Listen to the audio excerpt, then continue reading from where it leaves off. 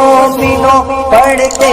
رہو تم اپنے آقا پر درود، ہے فرشتوں کا وظیفہ الصلاۃ نعرہ رسالت، فیضان تاج الشریعہ،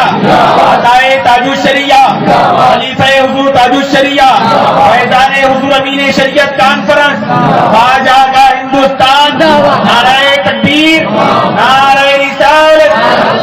رب کا اعلان ہے یا ایھا الذین آمنوا اتقوا اللہ وکونوا مع الصادقین، اے ایمان والو اللہ سے ڈرو اور سچوں کے ساتھ ہو جاؤ۔ جب آپ سچوں کے ساتھ ہو جاؤ گے تو آپ کی زندگی کے اندر انقلاب آتا رہے گا، آپ سچوں کے دامنے کرم سے لگے رہو گے تو اللہ تبارک و تعالیٰ آپ کے گھروں کے اندر قرار اور بہار دیتا رہے گا۔ سچے انسان کی پہچان یہ ہے کہ جو سچا کام سچا اللہ کا محبوب بندہ کیا کرتا ہے، ہم سب وہ سچے کام کیا کریں۔ ایمان و عمل کی نوری کھیتی کو ہم سب سیچتے ہیں، ایمان ہمارے پاس ہے، ہم اس کا دعویٰ کرتے ہیں اور دلیل بھی لوگوں کو دیا کرتے ہیں، اور عمل کی کھیتی ہماری بالکل گڑبڑ چل رہی ہے۔ اے سنیو، اپنے ایمان کی بھی محافظت کرتے رہو اور اپنے عمل کے لیے بھی اپنے آپ کو تیار کرتے رہو۔ آن نمازوں کی کمی ہمارے اندر ہمارے یہاں پائی جا رہی ہے، ذکر و اذکار کی کمی ہمارے یہاں پائی جا رہی ہے۔ آج ہمارے اندر بے عملی کا ماحول ایسا بڑھتا ہوا جا رہا ہے جس کی کوئی بات نہیں کی جا سکتی ہے۔ ایسی بے عملی جس کے لیے آج جو سنی علماء یہ بار بار مسجدوں میں بھی کہتے ہیں،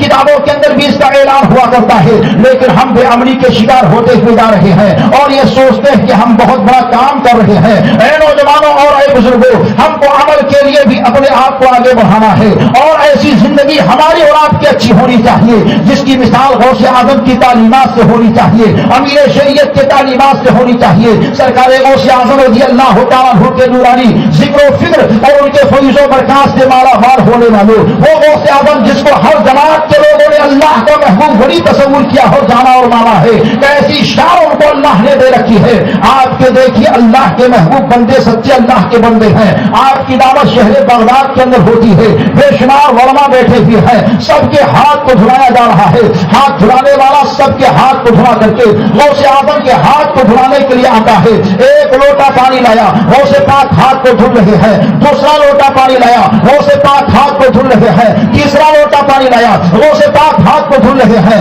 چوتھا لوٹا پانی لایا، سرکار غوث اعظم ہاتھ کو دھل رہے ہیں، یہاں تک کہ پانچوں لوٹے پانی سے ہم سب کے غوث نے اپنے ہاتھ کو دھلا ہے اور بعد میں کھانا کھانا شروع کیا ہے۔ جب کھانا کھا چکے تو ہاتھ دھلانے والا پھر آپ کے پاس پہنچتا ہے اور جیسے ہی پانی کو ڈالتا ہے، حضور غوث اعظم نے بہت تھوڑے پانی سے اپنے ہاتھ کو دھلا ہے۔ ہاتھ دھلانے والا عرض کرتا، حضور بات سمجھ میں نہیں آ رہی ہے، کھانا کھانے سے پہلے آپ نے 5 لوٹا پانی یعنی تقریباً 1 بالٹی پانی سے اپنے ہاتھ کو دھلا ہے، اور کھانا کھانے کے آخر میں آپ نے بہت تھوڑے پانی سے اپنے ہاتھ کو دھلا ہے۔ اس میں کیا حکمت ہے؟ تو حضور غوث اعظم ارشاد فرماتے ہیں، اے ہاتھ دھلانے والا، جب تم لوگوں کے ہاتھ کو دھلا کر مجھ تک پہنچا تو میں لوہے محفوظ کو دیکھا تو میں کیا دیکھتا ہوں کہ تیرا نام جہنمیوں میں درج ہے۔ میں خدا کی بارگاہ میں دعا کر رہا ہوں، مولا ہاتھ دھلانے والے کو جنتی کر دے۔ جب تو پہلی مرتبہ جنتی نہ ہوا تو میں نے اپنے ہاتھ کو دھلنا بند نہ کیا، جب تو دوسری مرتبہ جنتی نہ ہوا تو میں نے اپنے ہاتھ کو دھلنا بند نہ کیا، جب تو تیسری مرتبہ جنتی نہ ہوا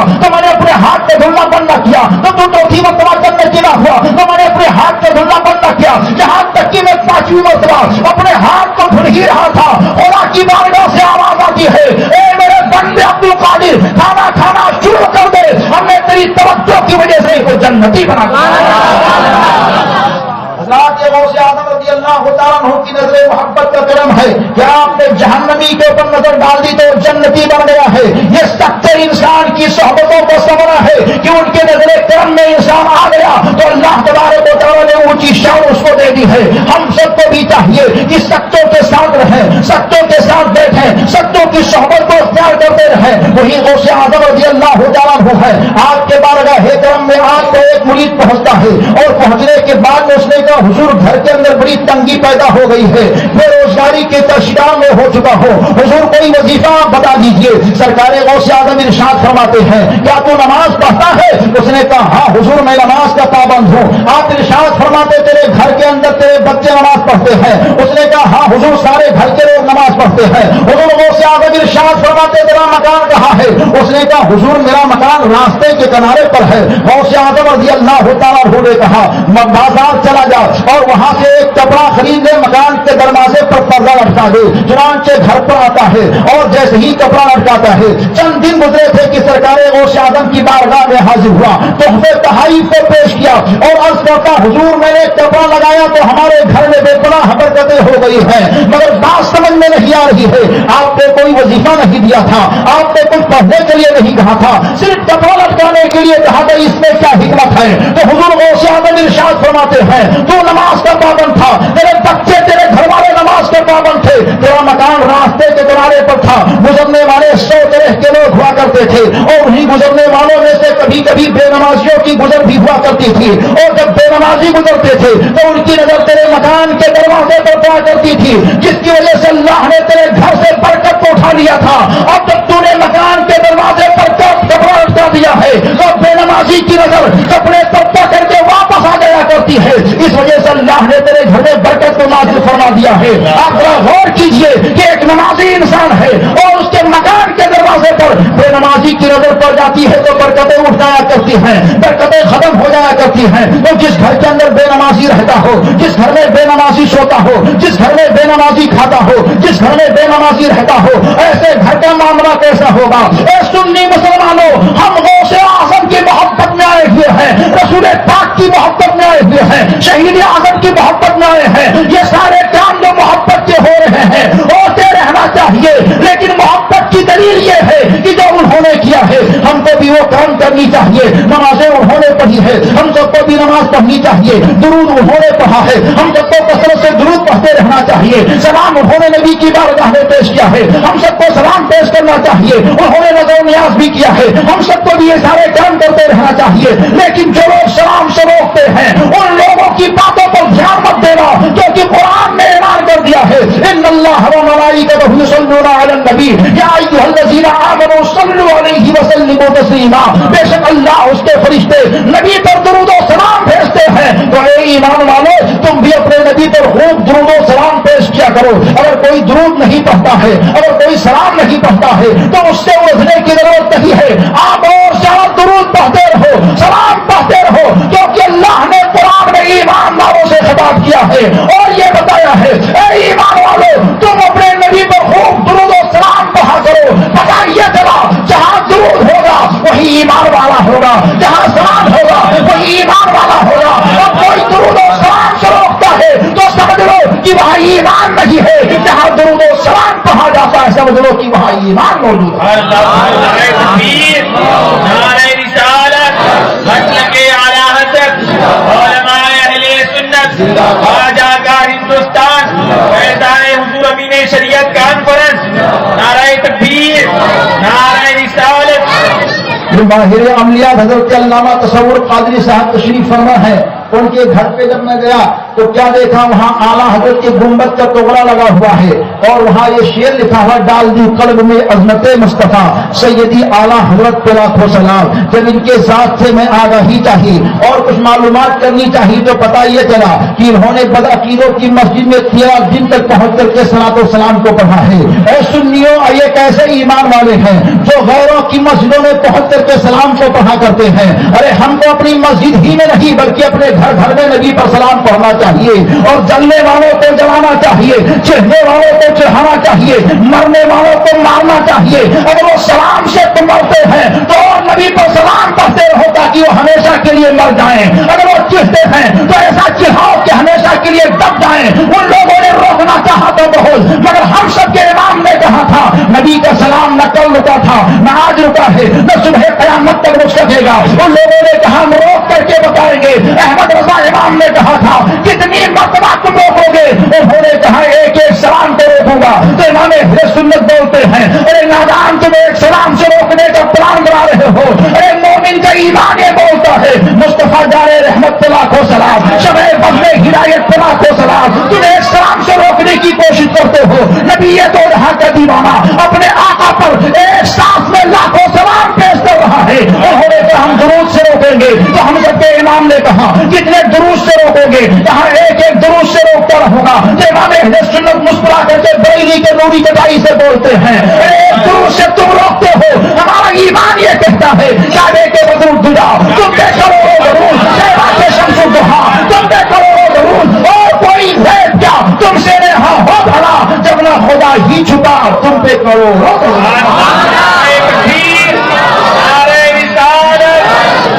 حضور تاج الشریعہ خلیفہ حضور تاج الشریعہ نعرہ تکبیر نعرہ رسالت ماڈا کا ہندوستان رات روکنے والی کی ٹولیاں رک گئی ہے روکنے والوں کی جماعت رک گئی ہے روکنے والوں کی ٹولیاں رک گئی ہے مگر نبی کا سلام نہ کل رکا تھا نہ آج رکا ہے نہ صبح قیامت تک رکے گا یہ سلام کہاں نہیں ہو رہا ہے دنیا کے گوشے گوشے میں نبی پر سلام پیش کیا جا رہا ہے مکہ اور مدینے میں نبی پر سلام پیش کیا جا رہا ہے کائنات سے ذرے ذرے میں نبی پر سلام پیش کیا جا رہا ہے نبی پاک کی جب تعریف ہوتی ہے تو ان کو بخار آ جاتا ہے تم نبی کی تعریف کیا کرتے ہو ہم کہتے ہاں وہ تعریف والے ہیں اس وجہ سے تعریف کرتے ہیں ان کے جیسا زمین و سماج کے اندر کوئی ہے ہی نہیں اس وجہ سے ان کی تعریف کیا کرتے ہیں ان کے جیسا سنسار کے اندر کوئی بنا ہے ہی نہیں اس وجہ سے ان کی تعریف کیا کرتے ہیں وہ سنی نوجوانوں کو کہتے ہیں مدینہ بہت دور ہے لیکن جب میں ان کی کتاب کو پڑھتا ہوں تو اسی کتاب کے اندر میں حضور بھی لکھا ہوا پاتا ہوں ارے جو نوجوانوں سنو وہ آپ سے تو کہتے ہیں دور ہے لیکن کتاب میں حضور بھی لکھتے ہیں اور سنی نوجوان جب کبھی تمہیں یہ کہیں مدینہ دور ہے تو ان سے یہ کہہ دینا مدینہ تو دور ہے مگر مدینے والے آقا دور نہیں ہے ان کو دور مت کہو ان کو حضور کہو اور ایسا حضور کہو کہ ان کو یہ کہو کہ چمن میں حضور ہے گگن میں حضور ہے شجر و حجر میں حضور ہے عاشق کے گھر گھر میں حضور ہے کائنات کے ذرے ذرے میں حضور ہے جب وہ بہکانے کی بات کریں تو ان سے یہ کہہ دینا کہ کون کہتا ہے دور رہتے ہیں بلکہ آنکھوں میں نور رہتے ہیں اے جنت تو آواز کر میرے دل پر کیونکہ میرے دل میں حضور رہتے ہیں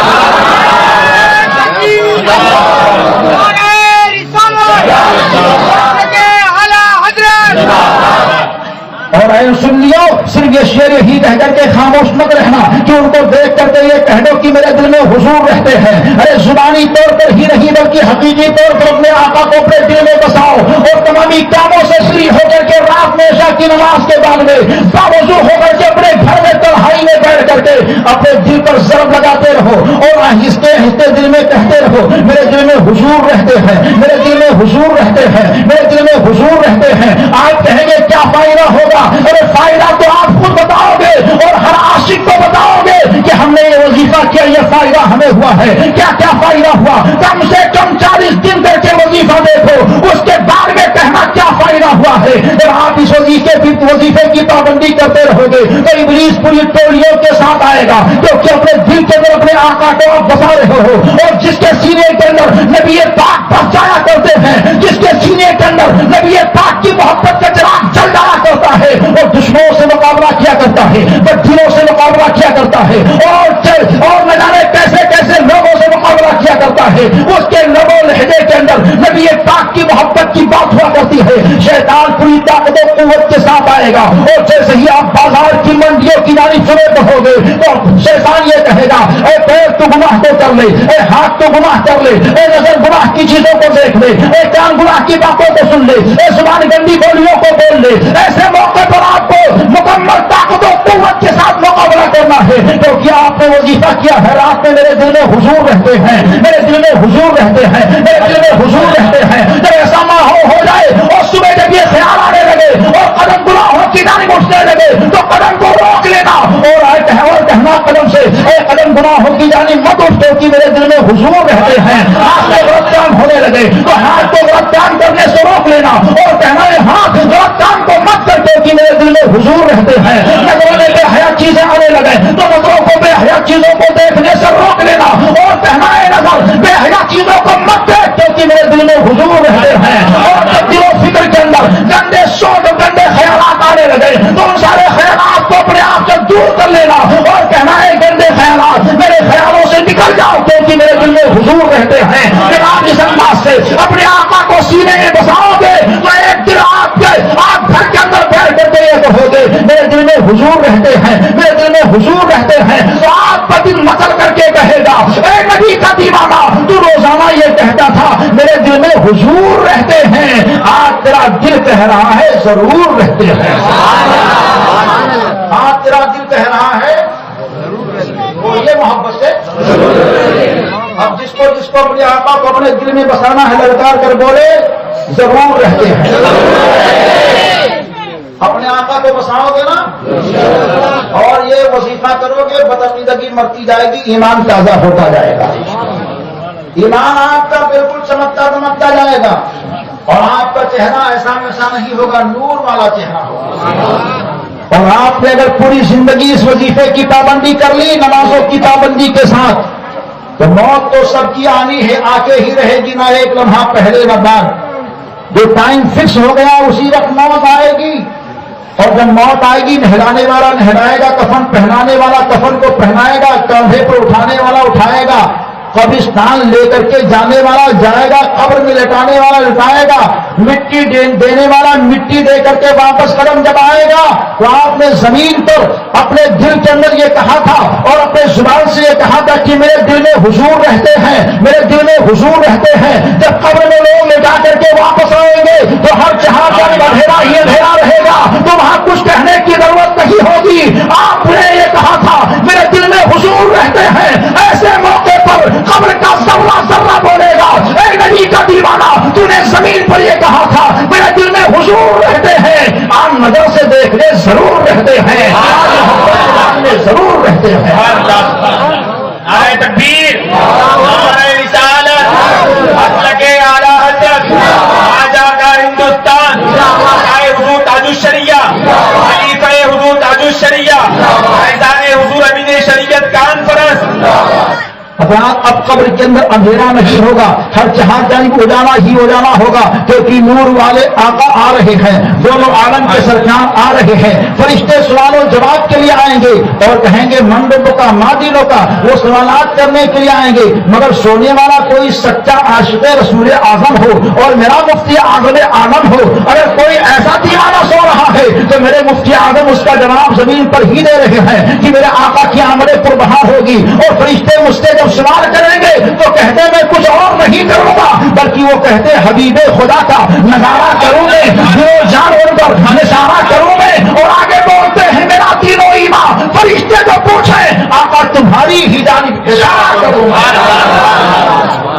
میرا دین و ایمان، فرشتے جو پوچھے آقا تمہاری ہی جانب اشارہ کروں میں۔ ایسی محبت ہونی چاہیے، ایسا پیار ہونا چاہیے، ایسی عقیدت ہونی چاہیے۔ رب کا اعلان ہے یا ایھا الذین آمنوا اتقوا اللہ وکونوا مع الصادقین، اے ایمان والو اللہ سے ڈرو اور سچوں کے ساتھ ہو جاؤ۔ حضرات دیکھیے آج 11ویں شریف کے مہینے کے اندر گھر گھر میں نیاز غوث اعظم ہوتی ہے، اور جب رجب کا مہینہ آتا ہے تو غریب نواز کی نیاز ہوتی ہے، اس کے بعد میں اور کوئی مہینہ آتا ہے تو کسی نہ کسی بزرگ کی نیاز ہوتی ہے، عید میلاد النبی کا مہینہ آتا ہے تو سرکار کی بارگاہ میں خراج عقیدت کو پیش کیا جاتا ہے۔ کچھ لوگ کہتے ہیں آپ لوگ غوث اعظم کی نیاز کو کرتے ہو، کیا تمہارا غوث تمہاری نیاز کو قبول کرتا ہے یا آ کر کے کھانا کھا لیا کرتا ہے؟ آؤ آپ کو 200 سال پرانا ایک واقعہ پیش کرتا ہوں۔ میرے غوث اعظم کو مثال کیے ہوئے دنیا سے تشریف لے جائے ہوئے 600 سال کا عرصہ گزر گیا تھا، اور اس کے بعد میں ایک واقعہ مصر کی سرزمین کا پورا ہوتا ہے، اور آج سے تقریباً 200 سال پرانا ہے، یہاں تک کہ یہ پتا چلتا ہے 800 سال زندگی میرے غوث اعظم کی جو زمین سے زمین میں گئی ہے انہی کے دور کا نورانی واقعہ ہے۔ 200 سال پرانا کیا واقعہ ہے؟ مصر کی سرزمین کا ایک رہنے والا عبداللہ مصری ہے جو غوث پاک کا سچا دیوانہ شیدائی فدائی تھا، ہر سال غوث پاک کی نیاز کو دھوم دھام شان و شوکت کے ساتھ کیا کرتا تھا۔ ایک دن ایسا ہوتا ہے اس نے اپنے بیٹے کو بلایا اور بلانے کے بعد میں کہا بیٹا دیکھ میں نحیف و ناتواں کمزور ہو چکا ہوں، بیماری ہمارے قریب بالکل آتی ہوئی جا رہی ہے، فلاں تاریخ کو میرے گھر میرے غوث کی نیاز ہے، جب سے ہم نے ہوش سنبھالا ہے غوث پاک کی نیاز کو میں بڑی پابندی سے کرتا ہوا آیا ہوں، اے بیٹا فلاں تاریخ کو میرے غوث کی نیاز میرے گھر کے اندر ہے، اگر اس دن میری موت ہو جائے تب بھی میرے غوث کی نیاز کو مت روکنا، میرے لاش کو کسی بند کمرے کے اندر رکھ دینا۔ بیٹے نے کہا ٹھیک ہے ابا حضور۔ چنانچہ غوث پاک کی نیاز کی تیاری ہو ہی رہی تھی، اسی اسنا کے اندر عبداللہ مصری کا انتقال ہو جاتا ہے۔ بیٹا اپنے باپ کے لاش کے اوپر کفن کے کپڑے کو ڈال دیتا ہے، ایک کمرے کے اندر बंद कर दिया करता है। न्याज तैयार हो गई, मिस्र के लोग आते रहे, खाते रहे, जाते रहे। आखिर में एक अल्लाह वाला आता है। आने के बाद में कहा अब्दुल्लाह मिस्री कहाँ है? बेटा आगे बढ़ा, कहा क्या काम है? कहा हमको न्याज खानी है। अब्दुल्लाह मिस्री के बेटे ने कहा ठीक है आप बैठिए, मैं न्याज लाता हूँ और आप खाइए। कहा नहीं नहीं, दावत उसने मुझको दी है, मैं उसी के साथ बैठ करके न्याज को खाऊंगा। इतना सुनना होता अब्दुल्लाह मिस्री का बेटा जो सुबह से लेकर अब तक तय करे सब का मुजस्समा बना हुआ था, आंखों से आंसू बह निकलते हैं और भर्राई हुई आवाज में कहा अल्लाह वाला मेरा बाप गौस पाक का दीवाना था, उसने ये कहा था बेटा मेरे गौस की न्याज को मत रोकना, अगर उसी दिन मेरी मौत हो जाए तब भी गौस पाक की न्याज नहीं रुकनी चाहिए। आज मेरे बाप ने गौस पाक की न्याज रखी थी और आज ही उनका इंतकाल हो गया है। मैंने उनके लाश को एक बंद कमरे के अंदर रख छोड़ा है। चुनांचे अल्लाह वाले ने कहा मुझको लेकर वहां लेकर के चल, उठा खोला जाता है। अल्लाह हमारा लाश के पास गया और जाने के बाद में अब्दुल्लाह मिस्री के लाश के करीब खड़े होकर के सीने पर हाथ रख करके अल्लाह वाले ने कहा मुझको बुलाकर कफन के कपड़े को ओढ़ करके सो रहा है, ए सोने वाला उठकर बैठ जा। इतना कहना होता अब्दुल्लाह मिस्री जो इंतकाल कर गए थे और उठकर बैठ जाते हैं। नजरों के सामने देखा तो एक नूरानी चेहरा है, एक इरफानी चेहरा है, एक चमकता चमकता चेहरा है। उन्होंने अपने बेटे से कहा बेटा जान जा, पहचान जा, मान जा। अब्दुल्लाह मिस्री का बेटा बोलता है आप जान किसको जानू, किसको पहचानू, किसको मानो? तो अब्दुल्लाह मिस्री बोलते बेटा ये कोई और नहीं, यही पिराने पीर गौसे आज़म दस्तगीर है।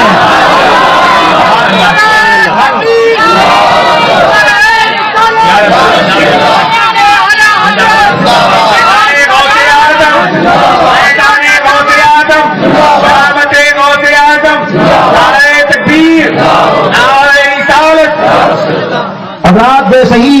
अब्दुल्लाह मिस्री ने कहा बेटा ये कोई और नहीं, यही पिराने पीर गौसे आज़म दस्तगीर है जो हमारी न्याज फरमाए हुए हैं। तो हुजूर गौसे आज़म इरशाद फरमाते हैं ऐ अब्दुल्लाह मिस्री तेरी ही न्याज पर नहीं बल्कि पूरी दुनिया में कहीं मेरा कहने वाला जब मुझको न्याज की दावत देता है तो किसी न किसी शक्ल में मैं पहुंच जाता हूं और उस न्याज को खा लिया करता हूं। ये गौसे आज़म की अज़मत और रिफात है। ए सुन्नियों अपने गौस की न्याज करते हो, करते रहना। आपके बाप दादाओं ने किया है, ये तरीका राइट रखना। लेकिन जो लोग बिदात का फतवा लगाते हैं, शिर्क का फतवा लगाया करते हैं, उनके पास कोई मजबूत दलील नहीं है कि न्याज को रोकें, उनके पास कोई मजबूत दलील नहीं है जो फातिहा को रोकें। और जो सुन्नी नौजवान होता है वो किसी चीज से रुकता नहीं बल्कि धूमधाम से करता रहता है। मोहल्ला की सरजमीन पर एक सुन्नी नौजवान की शादी एक बड़कीदा लड़की से हो गई। जब लड़की से शादी हो जाती है वो भी मजबूत लड़की थी, चुनांचे जब दुल्हन बनकर के घर के अंदर आती है नौजवान ने कहा भाई फातिहा लगा दो।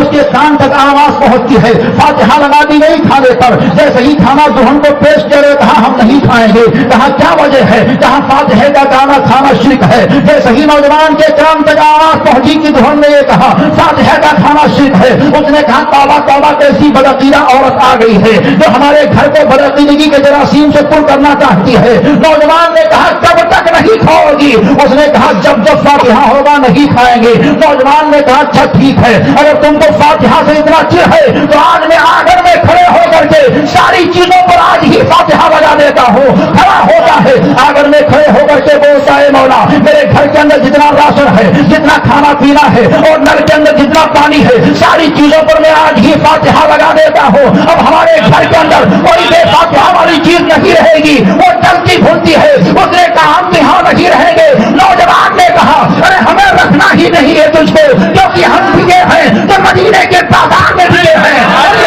चाहते हैं अब बात करेगी तो किसी के बाप की बात नहीं करेगी, रसूल पाक की बात करेगी।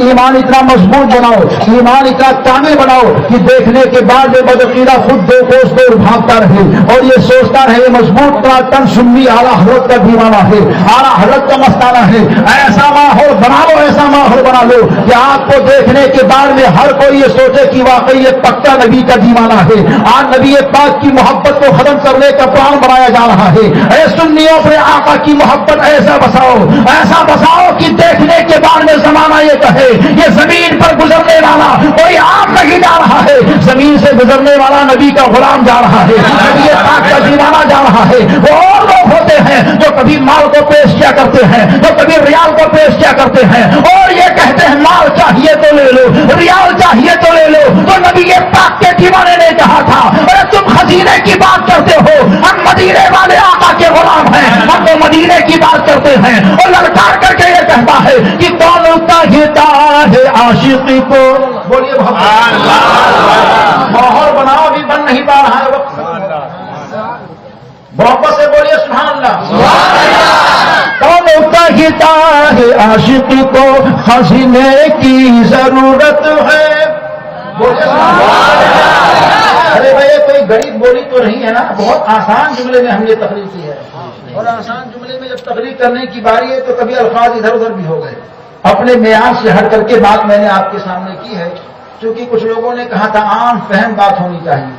تو عام فہم بات ہی میں نے کی، کوئی بہت بڑا لمبا چوڑا ہمالا پہاڑ آپ کے سر کے اوپر نہیں ڈالا ہے، تو جب کوئی بات اچھی لگے تو کیا کہہ دے سبحان اللہ، ایک بار اپنے آقا کو گواہ بنا کر بولے یا رسول اللہ،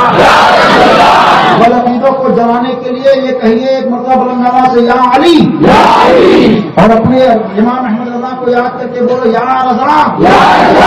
مکمل ٹماٹر سنی رہیے، وہ مال کو پیش کرے تو آپ یہ کہنا ہمیں مال نہیں چاہیے، ہمیں تو آمنہ کے لال کی محبت چاہیے، اور یہ کہنا کہ کانوں کہتا ہے عاشقی کو خزینے کی ضرورت ہے، کانوں کہتا ہے عاشقی کو خزینے کی ضرورت ہے، غلام مصطفیٰ کو بس مدینے کی ضرورت ہے، مصطفیٰ کو بس مدینے کی ضرورت ہے، گلے گل تم مہکتے ہو مہکتے ہی رہو ہر دم، ہمیں بس اپنے آقا کے، ہمیں بس اپنے آقا کے پسینے کی ضرورت ہے، مصطفیٰ کو بس مدینے کی ضرورت ہے۔ غوث اعظم کے ذکر کو کس طرح کیا جائے، کتنا کیا جائے، راتیں ختم ہو سکتی ہیں مگر غوث اعظم کی باتیں ختم نہیں ہو سکتی ہیں۔ ٹھنڈک کا موسم ہے، آپ ٹھنڈ مت رہیے، آپ گرم رہیں گے تو جتنی ہی آپ کے اندر گرمی آئے گی بغداد والے آقا کرم اتنی ہی ہوتا رہے گا، اور اٹھک بیٹھک مت کیجیے، تھوڑے لمحات کے لیے اور بات ہوگی، گرم رہیں گے تو انشاءاللہ کرم ہی کرم رہے گا، جب مومن گرم ہوتا ہے تبھی وہ اللہ والوں کا کرم ہوتا ہے، اور انشاءاللہ کرم کی ایسی برسات ہے میرے غوث کی کہ غوث پاک نے آپ سب کو اپنی محفل میں بٹھا لیا ہے۔ وہ غوث اعظم جن کے مقام اور مرتبہ کو کون سمجھ سکتا ہے، نیازیں ہوتی ہیں 11ویں شریف کے مہینے میں، ہر غوث پاک کا دیوانہ جو بھی ہوتا ہے سرکار غوث اعظم کی نیاز کرتا ہے۔ اس تعلق سے کچھ لوگ کہتے ہیں اے سنیو، آپ لوگ غوث اعظم کی نیاز کرتے ہو، کیا تمہارا غوث تمہاری نیاز میں آتا ہے؟ اس تعلق سے ایک واقعہ مصر کی سرزمین کا مجھے یاد آ رہا ہے، آج سے 200 سال پہلے پرانا واقعہ ہے،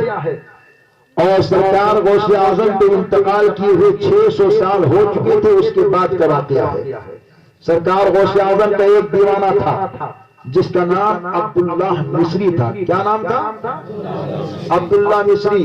اس نام کو یاد کر لیجیے، عبداللہ مصری نام تھا، اور وہ ہر سال غوث اعظم کی نیاز بڑے دھوم دھام شان و شوکت سے کیا کرتا تھا۔ ایک سال بیماری آئی، کمزوری آئی، اپنے بیٹے کو بلایا، بیٹا دیکھ جب سے ہم نے ہوش سنبھالا ہے میں غوث کی نیاز کرتے ہوئے آیا ہوں، اور اس سال فلاں تاریخ کو ہمارے غوث کی نیاز میرے گھر ہے، بیٹا بھی پوری زندگی غوث کی نیاز کرتے رہنا، اور جس دن اس سال نیاز ہے اگر اس دن میری موت ہو جائے تو اے بیٹا اس دن بھی غوث اعظم کی نیاز کو روکنا نہیں، بند مت کرنا۔ اس نے کہا ٹھیک ہے ابا حضور، آپ کی بات کو مان کر میں کروں گا۔ آج وہ تاریخ آتی، وہ لمحہ آتا ہے، سرکار غوث اعظم کی نیاز کی تیاری ہو ہی رہی تھی، اسی اثنا کے اندر عبداللہ مصری کا انتقال ہو جاتا ہے۔ عبداللہ مصری انتقال کر گئے، بیٹے نے اپنے باپ کی وصیت کے مطابق کفن کے کپڑے کو پہنایا، ایک بند کمرے کے اندر رکھ دیا,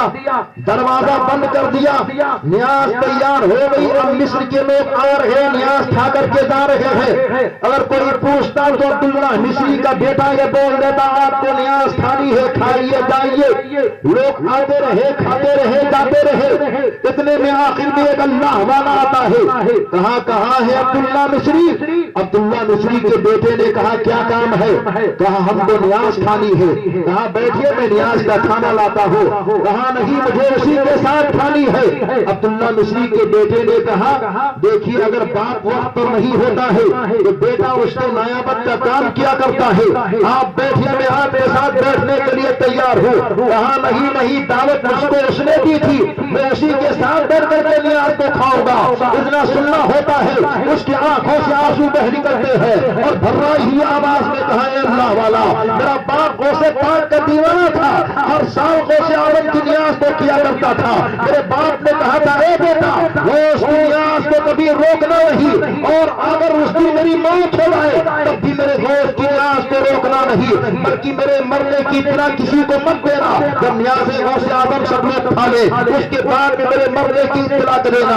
آج میرے غوث کی نیاز تھی, آج ہی میرے باپ کا انتقال ہوا ہے. میں نے اپنے باپ کے لاش کو فلاں حجرے کے اندر رکھا ہے. اللہ والے نے کہا مجھ کو لے کر حجرے کے اندر لے چل. چنانچہ حجرے کا دروازہ کھولا جاتا ہے. اللہ والا حجرے کے اندر داخل ہوا اور عبداللہ مصری کے لاش کے پاس کھڑے ہو کر کے سینے پر ہاتھ رکھ کر کے کہا اے مجھ کو بلانے والا, کفن کے کپڑے کو کر کے سو رہا ہے, ارے اٹھ کر بیٹھ جا. جیسے ہی اٹھ کر عبداللہ مصری بیٹھتے ہیں, دیکھتے ہیں نورانی چہرہ ہے, دیکھتے کمال والا چہرہ ہے, دیکھتے کمال والا چہرہ ہے. انہوں نے اپنے بیٹے عبداللہ مصری نے اپنے بیٹے کو کہا بیٹا جان جا, بیٹا مان جا, بیٹا پہچان جا. عبداللہ مصری کے بیٹے نے کہا باپ جان کس کو جانو, باپ جان کس کو پہچانو, باپ جان کس کو مانو. عبداللہ مصری بولتے ہیں اے بیٹا یہ کوئی اور نہیں, یہی پیرانے پیر غوث اعظم دستگیر ہے جو ہماری دعوت کرائے ہوئے ہے. تو عبداللہ مصری کی بات کو سن کر کے حضور غوث اعظم بولتے ہیں ارے تیری ہی نیاز پر نہیں بلکہ پوری دنیا میں کہیں میرا چاہنے والا جب بھی مجھ کو نیاز کی دعوت دیتا ہے تو میں کسی نہ کسی شکل میں پہنچ جاتا ہوں, نیاز کو کھا لیا کرتا ہوں اور اپنی نیاز کو قبول کر لیا کرتا ہوں. اپنے گھروں میں